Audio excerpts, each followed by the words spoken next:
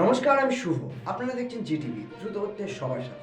আজকে প্রোগ্রাম জানেন যে আরজি করে মেডিকেল কলেজে ইন্টার্ন ছাত্রীকে যেভাবে ধর্ষণ করা হয়েছে, খুন করা হয়েছে এবং সেটাকে আড়াল করতে চাইছে, তৃণমূলের লোকজন গিয়ে ভাঙচুর করছে যাতে সমস্ত লোপাট করে দেয়। ফলে এই যে দোষী যারা, তাদেরকে আড়াল করবার জন্য যারা চেষ্টা করছে, একটার পর একটা ঘটনা সারা রাজ্য জুড়ে ঘটে যাচ্ছে, কিন্তু কোনো ব্যবস্থা হচ্ছে না।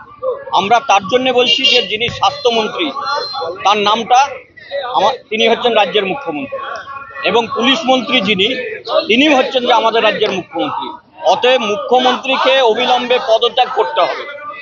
আর যিনি এই গন্ডগোলের হোতা, যিনি হচ্ছেন যে আরজি করের প্রিন্সিপাল ছিলেন, তাকে সিবিআই হেফাজতে নিয়ে ইতিমধ্যেই তাকে শুরু হয়েছে যে তার তদন্ত শুরু হয়েছে, তার জিজ্ঞাসাবাদ শুরু হয়েছে। ইনিই হচ্ছেন মাথা, এবং তাকে বাঁচানোর জন্যে তাকে আরজি কর থেকে সরিয়ে আবার ন্যাশনাল মেডিকেল কলেজের প্রিন্সিপাল করা হলো। কেন? উদ্দেশ্যটা কি? এই জন্যই আমরা বলছি মুখ্যমন্ত্রীকে পদত্যাগ করতে হবে, আমাদের রাজ্যের মুখ্যমন্ত্রীকে। তার দাবিতে আসলে তারা কেন নামছে সেটা তো সবাই জানে। আসলে নিজেদের দোষকে আড়াল করবার জন্য এখন রাস্তায় নামছে। যারাই মারছে খুনিরাই হচ্ছে যে আবার রাস্তায় তারা নেমে তারাই বলছে খুনির শাস্তি চাই, খুনির শাস্তি চাই, খুনি বলছেন। এটা কি ধরনের কথা?